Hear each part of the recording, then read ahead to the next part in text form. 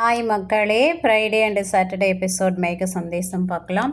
அதாவது பூமியை தான் அம்மா போய் பார்க்க போகிறாங்க அப்படின்னு தெரிஞ்சு ககன் கோயிலுக்குள்ளே அதே 4 மணிக்கு வராரு. ககன் வர்றதை பார்த்து சாரதா போய் ஒளிஞ்சிக்கிறாங்க. பூமி மட்டும் தனியாக உட்காந்துருக்கா. இவளை பார்த்த உடனே அந்த பக்கம் இந்த பக்கம் தேடுறாரு. இவளோ எதுவும் தெரியாத மாதிரி நீங்கள் எங்குங்க இங்கே அப்படின்னு கேட்க, எங்கள் அம்மா அப்படின்னு கேட்குறாரு. அத்தையே இங்கே வர போகிறாங்க அப்படின்னு இவ தெரியாதனமாக கேட்க, போதும் நிறுத்து, ரொம்ப ஓவர் ஆக்டிங் பண்ணாத, நீங்கள் பேசிக்கிட்ட அந்த கோட் வேர்டு எனக்கு தெரியாதுன்னு நினச்சியா அப்படின்னு கேட்க, இவளும் தெரியாத மாதிரியே ஆக்ட் பண்ணுறா. கோட் வேர்டா, நாங்கள் எங்கே பேசிக்கிட்டோம் அப்படி இப்படின்னு கேட்க, வாயை மூடு, ஓவராக ஆக்ட் பண்ணாத, உன்னோட லிமிட்டில் நீ இருன்னு சொல்லிட்டு அவங்க அம்மாவை தேடிட்டு உள்ளே போகிறாரு. உள்ளே போனவர் பூரி அப்படியே வீரத்துணியோடு நிற்கிறத பார்த்து என்ன ஆச்சுன்னு கேட்க, அந்த குருக்கள் எல்லாம் எக்ஸ்பிளைன் பண்ணுறாரு. உங்கள் தங்கச்சிக்கு ஆயுசு கெட்டிப்பா, யாரோ கடவுள் மாதிரி ஒரு பையன் அபிஷேக தண்ணியை ஊற்றி உன் தங்கச்சியை காப்பாற்றிட்டாருப்பான்னு சொல்கிறாரு. அவரை பற்றி உங்களுக்கு தெரியுமா, யாருங்க அவரு அப்படின்னு ககன் கேட்க, எனக்கு தெரியாதுப்பான்னு சொல்கிறாரு ஐயர். ஒரு அண்ணனும் தங்கச்சியும் கேரக்டர் உள்ளே வந்திருக்காங்க இல்லையா, அந்த பொண்ணோட பேர், அந்த தங்கச்சி கேரக்டர் பேர் தாரா. அவளுக்கு நல்ல கல்யாண சம்பந்தம் அமையணுன்றதுனால அவளை கோயிலுக்கு கூட்டிகிட்டு துலாபாரம் போடுறாரு. எவ்வளோ வெயிட் வச்சாலும் அவளோட துலாபாரம் ஏறவே இல்லை. என்னடா இது அப்படின்னு இருக்கும்போது கூட இருக்கிறவங்க சொல்கிறாங்க, அதாவது உன்னை விட்டு தங்கச்சி பிரிஞ்சு போகிறது அந்த கடவுளுக்கே பிடிக்கல போல இருக்கு, அதனால தான்ப்பா துலாபாரம் மேலே ஏற மாட்டேங்குது அப்படின்னு சொல்கிறாங்க.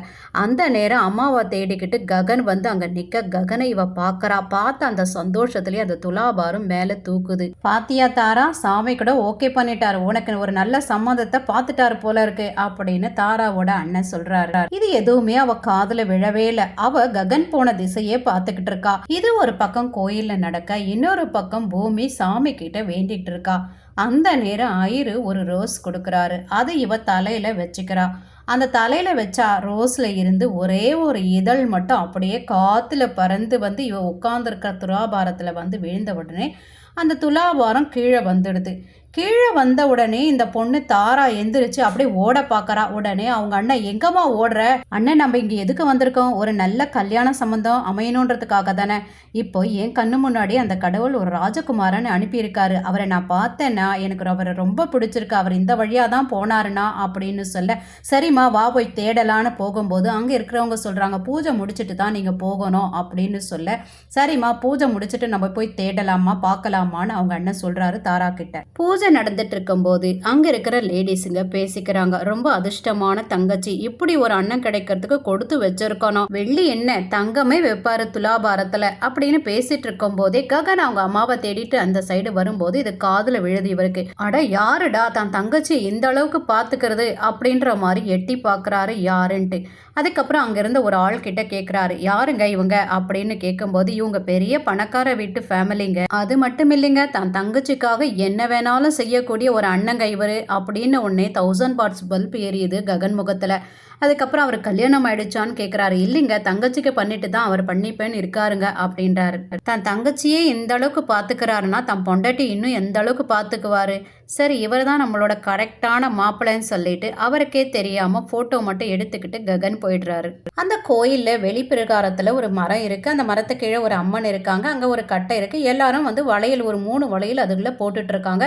அந்த 3 வளையலும் அந்த கட்டைக்குள்ளே போய் விழுந்துடுச்சுன்னா அவங்க நினச்ச காரியம் நடக்கும் அப்படின்ற மாதிரி ஒரு தாட்டில் போட்டுட்ருக்காங்க. இது அவங்க மூலிமா கேள்விப்பட்டு பூமி அங்கே போய் வளையல்காரர்கிட்ட போய் வளையல் வாங்கிட்டு 3 வளையல் போடுறா. 3 வளையலுமே கட்டைக்குள்ளே போகாமல் வெளியில் விழுந்துடுது. உடனே ஓடி போய் ஒரு 50 வளையலுக்கு வாங்கிட்டு தூக்கி போடுறா. எல்லாமே வெளியில் தான் விழுது, கட்டைக்குள்ளே விழல. அப்படியே இடிஞ்சு போய் உட்காந்து அழ ஆரம்பிச்சிடுறா. என் மாமா சொன்னார் என்னோட லவ் சுயநலம் அப்படின்னு சொல்லாரு, இப்போ எனக்கே டவுட்டாக இருக்கு, அந்த லெவலுக்கு நான் வந்துட்டேன், எல்லாரையும் எங்கிட்டேருந்து பிரிச்சுட்டியே அப்படின்னு ஓன்னு அழ ஆரம்பிச்சிடுறா. உடனே சாரதா தேத்தி என்ன ஆச்சு அப்படின்னு கேட்குறாங்க. எல்லாத்தையும் சொல்லறா. அதுக்கப்புறம் சாரதா தன் கையில் இருந்த ஒரு வளையலை வாங்கி கொடுத்து இது போடு அப்படின்னு சொன்ன உடனே போடுறா. அது கட்டைக்குள்ளே போய் வீழ்ந்துடுது. என் அம்மாவோட பாசத்தை நான் பார்த்ததே இல்லை அத்தை, ஆனால் என் அம்மா உயிரோடு இருந்தால் இந்த மாதிரி தான் இருப்பாங்களோ என்னவோ தெரியல அப்படின்னு பூமி கட்டி பிடிச்சி அழுவுறா. நீ கவலைப்படாத, உனக்கு எப்பவுமே ஆறுதலாக நான் இருப்பேன் அப்படின்றாங்க. இங்கே சரச்சந்திரா வீட்டுக்கு அபூர்வா, மீரா எனக்கு பசிக்குது, யாராவது போடுங்க அப்படின்னு சொல்லிட்டு கை கழுவிட்டு வரதுக்காக போறாரு. உடனே ஓடி வரா பூமி. இதை பார்த்து அபூர்வா, நீ எதுக்குடி வந்த? உன்னை ஏறெடுத்து கூட பார்க்க மாட்டார் அவரு. நீ அவருக்கு சாப்பாடு பரிமாற வந்துட்டியா? உன் புருஷன் துரத்தின உடனே வேற வழி இல்லாம இங்க கூட்டிட்டு வந்து வச்சிருக்காரு.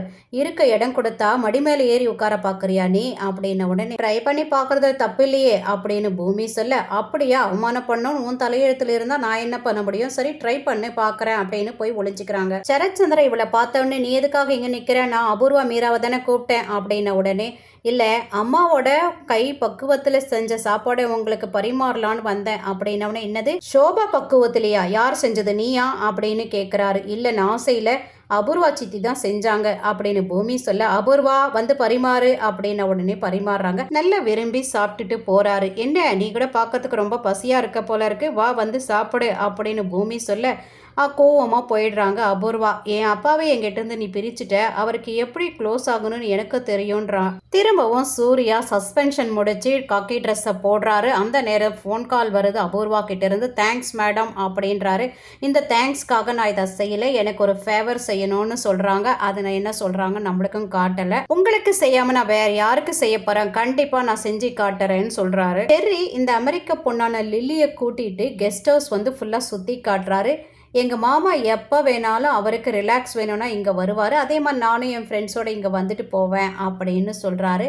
பேசிகிட்டு இருக்கும்போதே அவள் தடுக்கி விழறா. அதை இவர் தாங்களாக பிடிக்கும்போது அவள் ஐ லவ் யூ சொல்கிறா. இது உனக்கு செட் ஆகாது, ஏற்கனவே நான் கல்யாணம் ஆனவன், இந்த மாதிரிலாம் நீ சொல்லக்கூடாது அப்படின்னு சரி சொல்ல, அவள் உன்னை புருஷனாவே நினைக்கல, ஆனால் நான் உன்னை புருஷனாக தான் நினச்சிட்ருக்கேன் அப்படின்னு சொல்கிறா. இதெல்லாம் வேண்டவே வேண்டான்னு சொல்லிட்டு இருக்கும்போதே கதவு தட்டுற சவுண்டு கேட்குது. உடனே இந்த பொண்ணு தன் நகத்தால் கீறிக்கிறா, கழுத்தில் கையில் எல்லாம் கீறிக்கிட்டு என்னை காப்பாற்றுங்க காப்பாற்றுங்க அப்படின்னு கத்தரா. அந்த கதவை உடச்சி உள்ளே வராரு சூர்யா ஐஏஎஸ். அவர்கிட்ட சொல்கிறா, கெஸ்ட் ஹவுஸ் கூட்டிகிட்டு வந்து என்கிட்ட தப்பாக நடந்துக்க பார்க்குறாரு, இவரோட ஒரிஜினல் கேரக்டர் எனக்கு இப்போ தான் சார் தெரியுது, தயவுசெய்து என்னை காப்பாற்றுங்க சார் அப்படின்னு சொல்ல சூர்யா அரெஸ்ட் பண்ணிடுறாரு செர்ரியை. ககன் தான் எடுத்த வீடியோவை சாரதாக்கும் பூரிக்கும் காட்டுறாரு. இவர் பேரு துருவ், அவரோட தங்கச்சி பேரு தாரா.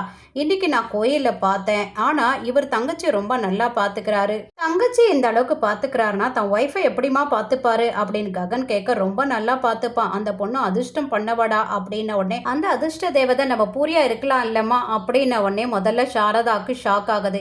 அதுக்கப்புறம் எனக்கு ஓகேடா, ஆனால் பூரியும் கேட்டுக்கோ அப்படின்ன உடனே பூரியும் சொல்கிறா, எனக்கு ஓகேனா இனிமே உன் வார்த்தைக்கு நான் கட்டுப்பட்டு இருப்பேன்றா. சாரதாவோ அந்த வீடியோவை என் மொபைலுக்கு அனுப்புடா அப்படின்னு கேட்குறாங்க. எதுக்குமா அப்படின்னு ககன் கேட்க, யாராவது கேட்டால் இவர் தான் மாப்பிள்ளைன்னு காட்டுறதுக்குடா அப்படின்ன உடனே அனுப்பி விடுறாரு.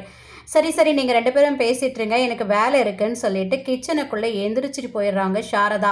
உடனே பூரி கேட்குறா, அண்ணா எதுக்காக அம்மா அந்த வீடியோ உங்ககிட்டருந்து வாங்கினாங்கன்னு தெரியுமா அப்படின்னோடனே, இது கூடவா தெரியாமல் இருப்பேன், அந்த ராட்சசி பூமிக்கு அனுப்புவாங்க, அவள் தான் டச்சில் இருக்காளே, எப்படியாவது அம்மாவை கைக்குள்ளே போட்டுக்கிட்டு இந்த வீட்டுக்குள்ளே வந்துடலான்னு பார்க்குறா, அது முடியவே முடியாதுன்றாரு. அதே மாதிரி சாரதா பூமிக்கு அனுப்பி விட்டுட்டு பூமி ஃபோன் பண்ணி கேட்குறா, எல்லா விஷயத்தையும் சொல்கிறாங்க. இங்கே செர்ரி நான் பண்ணலை சார், என்னை இவள் கொடுமைப்படுத்துகிறா சார், அவளே பண்ணிக்கிட்டா சார், அவளே கீறிக்கிட்டா சார் அப்படின்னு சொன்னாலும் சூர்யா அதை நம்பலை. ரொம்ப கம்பீரமாக ஸ்டேஷனுக்குள்ளே வரா லில்லி. செர்ரி லில்லி கிட்ட கேட்குறாரு, எதுக்காக இப்படி பண்ணுறேன், நான் ஃப்ரெண்ட்லியாக தானே உங்ககிட்ட பழகினேன், நீ எதுக்கு இப்படி ரிவர்ஸ் ஆனால், வீட்டில் இருக்கவங்களுக்கு தெரிஞ்சதுன்னா எல்லாரும் கஷ்டப்படுவாங்க அப்படின்னு கையெழுத்து கும்பிட அவர் ரொம்ப கோவமாகவே ரிப்போர்ட் எழுதி தரா. இதை பார்க்கும்போது இவ பழிவாங்க வந்திருப்பாளோ அப்படின்னு தோணுது. இதோட நம்ம எல்லா எபிசோடும் பார்த்துட்டோம். தேங்க்யூ ஸோ மச் ஃபார் வாட்சிங்.